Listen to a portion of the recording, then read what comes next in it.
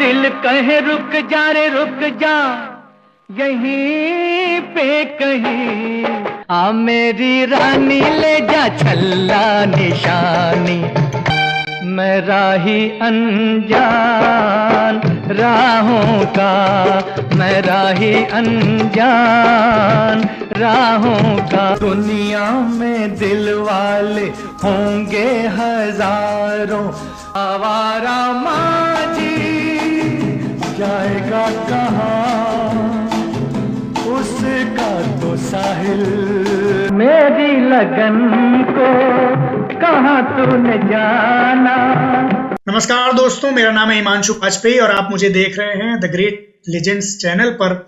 और मेरा अपना यूट्यूब चैनल भी है हिमांशु वाजपेयी ऑफिशियल, जहां पर आपको रफी साहब के बहुत सारे अनसुने किस्से मिल जाएंगे, तो आप वहां भी जा सकते हैं। आज इस वीडियो में हम बात करेंगे कि किस तरह रफी साहब ने लक्ष्मीकांत प्यारेलाल को एक बहुत बड़ी मुसीबत से बचाया, साथ ही अपने एक जबरदस्त सिंगर होने का एक और सबूत।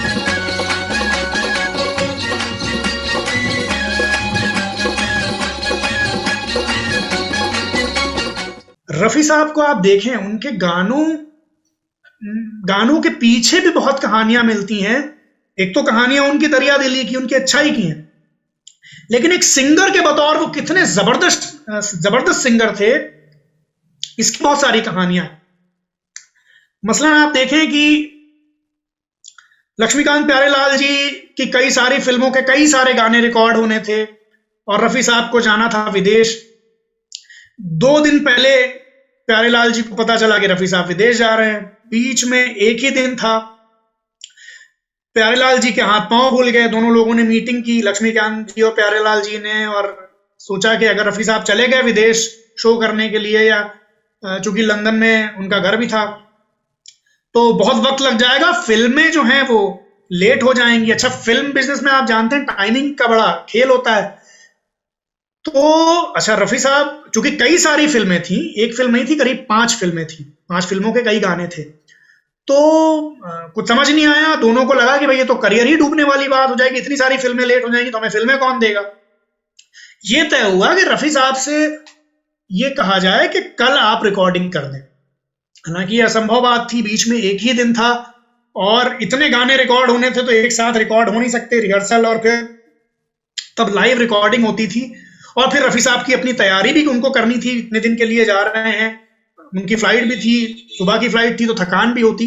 लेकिन फिर भी ये सोचा गया कि रफी साहब चूंकि इंसान भी बहुत बड़े हैं, वो इंसानी एतबार से भी हमारी मुश्किल को समझेंगे, और वो गायक भी इतने बड़े हैं कि वो एक दिन में अगर कोशिश, ये विश्वास भी, ये एतबार भी प्यारेलाल जी को रफी पे था, और रफी पे ही था, रफी साहब पर ही था कि रफी साहब ये करिश्मा कर सकते हैं। तो उन्होंने बड़ा डरते डरते फोन किया और ये पूरी सूरत हाल जो है ये बयान की कि भाई आप जा रहे हैं विदेश, हमारी फिल्में लटक जाएंगी, हमारा बड़ा नुकसान हो जाएगा, हमारा करियर तबाह हो जाएगा। तो रफी साहब प्लीज कल का दिन है, आप आ जाइए और प्लीज ये गाने रिकॉर्ड कर दीजिए। रफी साहब ने सुनी पूरी बात, कुछ सोचा और फिर कहा ठीक है चलिए हम आते हैं। और अगले दिन सुबह रफी साहब 10 बजे पहुंच गए स्टूडियो, और शायद फेमस स्टूडियो में थी रिकॉर्डिंग या किसी और स्टूडियो में।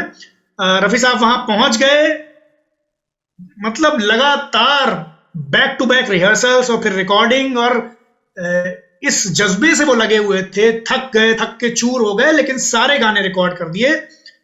और उस दिन 11 बजे रात में रफी साहब छूटे हैं, और जब वो घर गए हैं तो बिल्कुल थक के चूर थे, पूरी तरह से थक चुके थे। एक तरीके से इंतशार था उनकी एक शख्सियत में। तो घर वालों ने उनसे कहा भी कि आप इतना क्यों अपने आप को थकाते हैं, और तबीयत खराब हो जाएगी, आपको सफर भी करना है। तो रफी साहब ने कहा कि भाई अब मेरे दिल से एक बोझ हट गया, एक कांटा निकल गया कि मेरी वजह से किसी को परेशानी हुई। और वो गाने आप सुनिए, जितने भी गाने थे, वो गाने आपको यूट्यूब पर मिल जाएंगे, जितनी फिल्में थी, आपको ये सुनकर नहीं लगेगा कि वो गाने जल्दी जल्दी में गाए गए हैं या रिहर्सल्स में कोई कमी हुई है या गायकी में कोई कमी हुई है। तो ये बात है।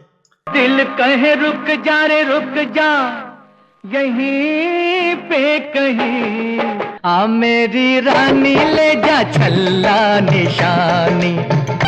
मैं राही अनजान राहों का, मैं राही अनजान राहों का। दुनिया में दिल वाले होंगे हजारों, आवारा माजी जाएगा कहाँ, उसका तो साहिल।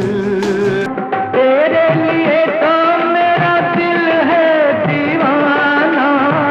तो दोस्तों आपने सुना कि किस तरह रफ़ी साहब ने अपनी गायकी की बुनियाद पर, अपनी अच्छाई की बुनियाद पर लक्ष्मीकांत प्यारेलाल को बहुत बड़ी मुसीबत से बचा लिया। आप मुझे ग्रेट लेजेंड्स चैनल पर देख रहे हैं। मेरा अपना चैनल भी है हिमांशु बाजपेयी ऑफिशियल। आप वहां जाएंगे तो रफ़ी साहब के बेपनाह खूबसूरत किस्से आप सुनने को मिलेंगे। शुक्रिया।